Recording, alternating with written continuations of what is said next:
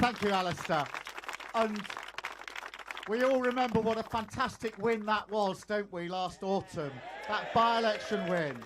And what a fantastic Member of Parliament he made and will make again when we win again with Alistair.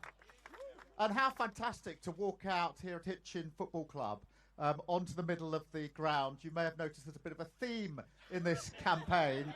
Walking out the tunnel onto the pitch is always a magical moment. And look, the sun is just about shining. This is the summer, and we have one job, which is to make this a summer of change. A summer of change. And whether you're a family that's been battling with the cost of living crisis, with bills bearing down on you, whether you're a business that's struggled now for years with the damage this government has done to our economy, or whether you've been serving our country in uniform or in your community, then this campaign is for you. This fight for change is for you. But change only happens if you vote for it. Now, we have changed this Labour Party, thrown away the protests, and made this a party that says country first, party second. And what we seek is the opportunity to do the same for our country, to put our country back in the service of working people. And that's what this change is all about, because the choice is stark. 14 years we've had of chaos, of division, of failure. That isn't going to change. Have you seen anything in their campaign that suggests that the chaos and division is going to change? It isn't going to be changing. So it'll be 5 more years of that, or to turn the page and start to rebuild our country with Labour.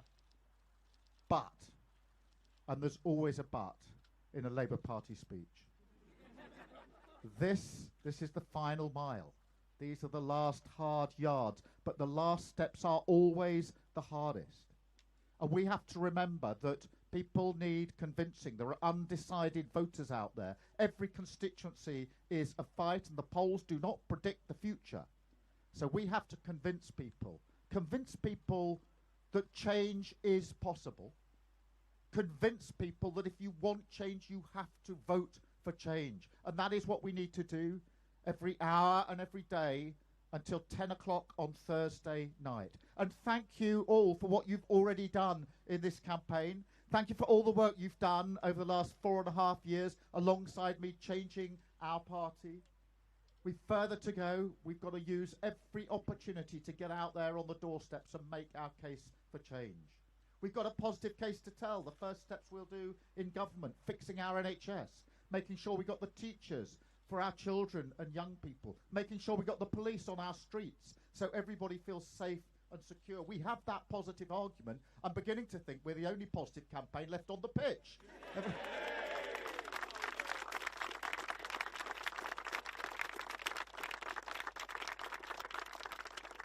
But just imagine, if you dare, waking up on Friday morning to 5 more years of the Conservatives.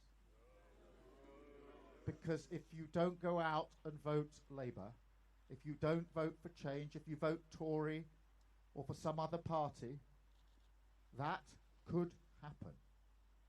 And that is what we need to carry into these final hours and days of the campaign. That could happen.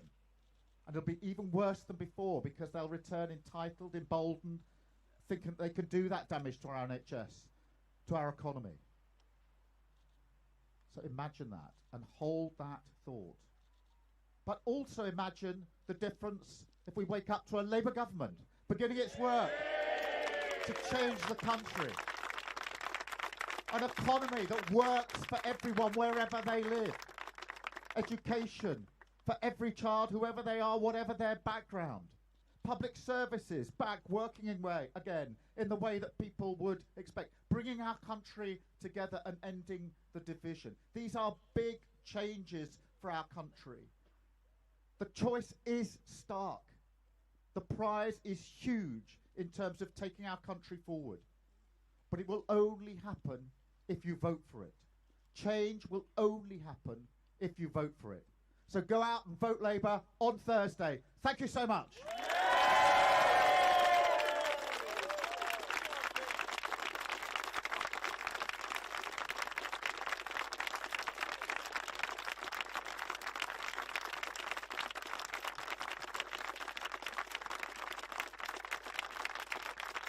Thank you very much. Now, before we mingle, I'm just going to take some questions from the media. So we'll do that and then we'll mingle. We're going to Sky first. Beth, I see you've got your pillow, which is one of the ones, hopefully, that we gave out this morning. Keir Starmer, you could be heading this week for big majority, but you could be the most unpopular Labour leader to become Prime Minister to enter number 10. No, really, does that worry you? Because you could end up with the biggest wedding and then have the shortest honeymoon ever with the British public. Are you worried that the mandate could be wide but shallow? Well, Beth, let me address. It's a serious question that needs a serious answer. And I stand on my record. 4.5 years ago, when I took over as leader of the Labour Party, I got similar questions, which is your party has lost really badly. It may never win an election again. If it does win an election again, it will be 10 years at least off. And are you capable as leader of the Labour Party of pulling it round and seriously putting it before the electorate as a credible force for change within the next 5 years? They were the questions I got. And I said yes. I said, I've got a strategy and we will do it. And that's what we've done under my leadership. We have taken this party, we have changed it, and here we stand on the Monday before the election, ready to change our country for the better. So my track record as a leader is clear. Yes, what we're asking now is for the opportunity to do the same for our country. And yes, we face the same challenge, which is a version of, look, the country is broken, almost nothing is working better than it was when the Tories started. Is it possible to bring around the change that we offer? Yes, it is. We have that determination, that intention, and in 5 years' time, we will be able to look back and say, you are truly better off, your public services are working properly, and the economy is working for everyone. I'll be very, very happy to be judged on that record. Thank you very much, Ben. If you would indulge me, just one more thing. I'm only meant to have one. But this pillow has been handed out today. Is that what you put your head on when you go to sleep at night? No, but look, you can take that one, Beth. Now, for tonight, the last, whatever it is, 3 sleeps to the election, you can sleep on that pillow. But it's true. Don't wake up to 5 more years of the Tories, because if you don't vote Labour, if you don't vote for change, change won't happen. So a very, very good pillow for us to have, I think, across the country. Thank you, Beth. I think we're going to BBC Ian. Yes, you just promised in your stump speech, Keir Starmer, a summer of change. Can you give us 3 tangible things that will change in the first few weeks of a Labour government if you're trying to convince unpersuaded voters? And secondly, can you also respond to what the Home Secretary was saying this morning, that if you are elected, you'll gerrymander the electoral system to stay in power? Well, I mean, it's a very important question in terms of the change that happens straight away, because the first change, the most important change, which will happen straight away, is about how we do politics and returning politics to service. Because I think people are fed up to the back teeth with politics as a form of self-entitlement, self-advancement. You've seen it in the Gambling Commission, but you also saw it with Partygate, breaking the rules which were imposed on everybody else, the COVID contracts for mates. All of that comes to an end if Labour form a government and we return politics to service. Then we get on with our first steps. Sleeves rolled up, getting on with those first steps, those extra appointments in our NHS, those extra teachers that we need in our schools, the extra police officers that we need. We get on with that straight away, but the mindset changes and we bring the country together.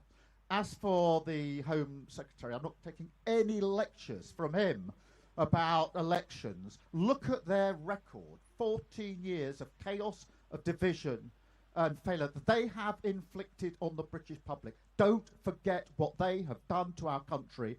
Thursday is the opportunity to turn the page on that, and if you want change, you have to vote for it. Thank you very much.